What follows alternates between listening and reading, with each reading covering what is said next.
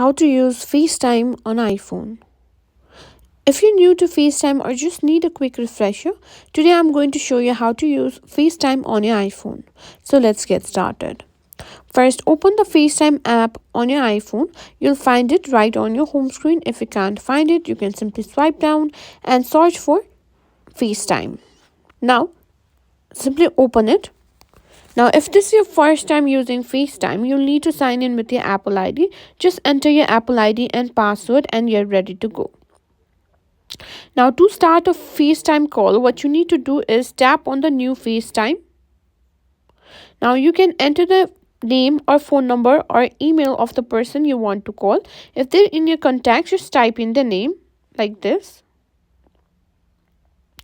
Now, once you've selected your contact, you can choose to make a video call by tapping the Simply FaceTime option over here, and the call will start right away. During the call, you can have several options. You can mute your microphone, flip the camera, or end the call. Just tap the corresponding button on the screen, and that's it. You're now ready to use FaceTime on your iPhone.